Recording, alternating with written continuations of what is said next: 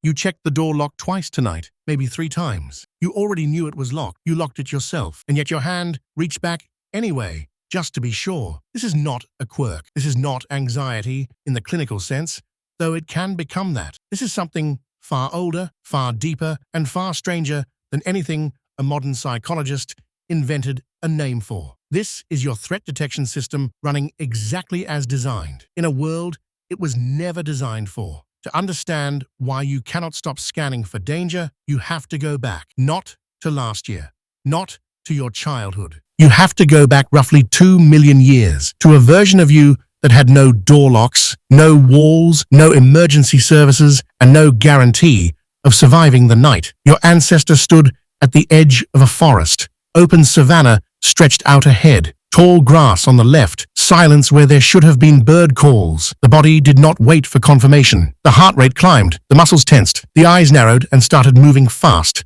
Left, right, left again. Not because your ancestor decided to be careful, because the ones who waited for confirmation were already dead. Evolution does not reward caution after the fact. It rewards the ones who acted before they were certain. That is the system running inside you right now. Neuroscientist Joseph LeDoux spent decades mapping the brain's fear circuitry, and what he found was almost uncomfortable in how mechanical it is. The amygdala, a small almond-shaped structure buried deep in your brain, receives sensory signals before your conscious mind does. Before you have processed what you saw, heard, or felt, the amygdala has already fired. It has already started moving blood to your muscles, already started narrowing your attention, already begun preparing a response. You do not decide to feel threatened. The threat response decides for you and then sends the memo upstairs.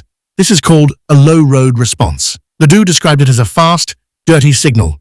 Imprecise, sometimes wrong, but almost never too slow. The high road is the slower route, where your cortex processes the full picture, checks context, weighs probabilities. But the low road fires first, always. The amygdala is not interested in being right. It is interested in keeping you alive long enough to find out. Think about the last time something startled you. A door slamming, a car horn, a hand on your shoulder when you did not hear anyone approach. Your body reacted before your mind caught up. You felt the spike of adrenaline, the sharp inhale, the sudden stillness, and then, a beat later, the conscious recognition that you were fine. That gap between the physical reaction and the mental recognition is the evolutionary machinery showing its seams. Your body is running a program written in conditions that no longer exist, and it is running it on hardware that has not meaningfully changed in 100,000 years. But here is where it gets stranger. The system was never designed to switch off completely. That would have been lethal. Psychologist Martin Seligman proposed something called preparedness theory in the early 1970s.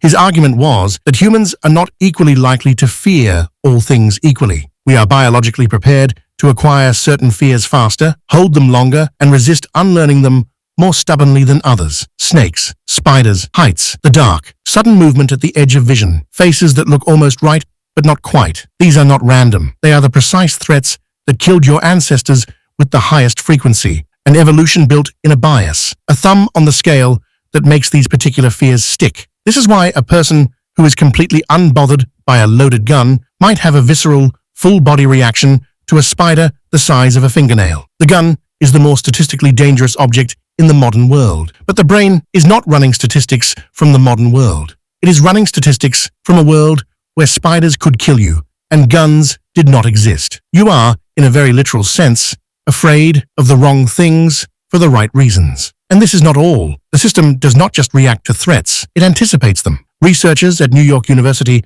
studying what they called contextual fear conditioning found that the brain does not simply learn to fear a specific thing.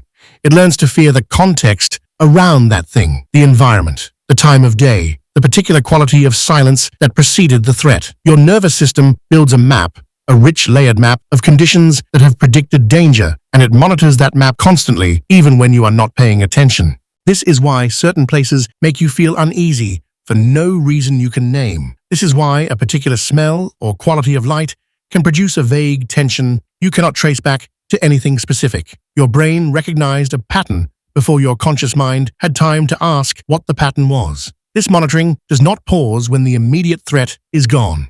It continues quietly in the background of everything you do. You check your phone to see if someone is angry with you, You rehearse conversations that have not happened yet. You lie awake, running through the list of things that could go wrong tomorrow. This is not irrational. This is the ancient threat monitoring system applying itself to the social environment. Because for your ancestors, social threats were just as lethal as physical ones. Evolutionary anthropologist Robin Dunbar has argued that the complexity of human social groups was one of the primary drivers of brain expansion. Managing alliances, detecting betrayal, reading the subtle shifts in someone's expression that might mean they were about to turn against you, these were survival skills. Getting them wrong could mean exile, and exile for a social animal on the open savanna was a death sentence. So your brain monitors the group the same way it monitors the tree line, for inconsistencies, for shifts, for the silence that should not be silence. And in the modern world, the group is everywhere. It is in your inbox. It is in the comments section. It is in the glance someone gave you in a meeting that seems slightly too short to be friendly. The ancient system cannot distinguish between a real social threat, someone organizing against you, and the ambiguous low-stakes frictions of daily life. It responds to both the same way. It turns up the surveillance. It runs more simulations. It checks again. This is hypervigilance, not a disorder in its ancient form, a feature, a system that was working exactly as it was supposed to, in conditions that demanded it. The problem is the mismatch. The world changed. The system did not. Neuroscientist Lisa Feldman Barrett has challenged the traditional view of fear as a hardwired automatic emotion, arguing instead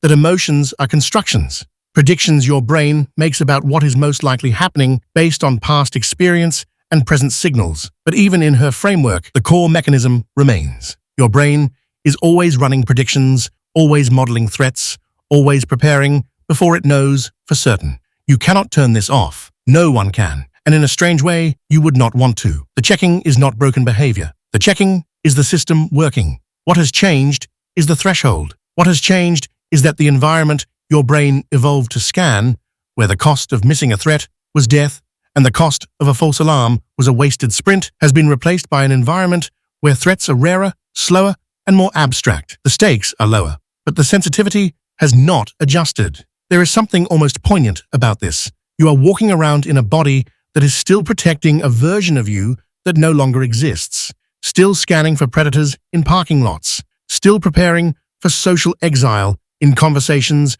where the worst outcome is mild awkwardness, still checking the lock on the door because somewhere deep in the oldest part of your brain, the night is still dangerous. The group can still turn against you, and the silence still might mean something is coming. Tonight, when you check the lock a second time, you will know what is actually happening. Not a quirk, not anxiety, for no reason. 2 million years of survival, running a program that kept every single one of your ancestors alive long enough to become you. The lock is fine. The system is just doing its job.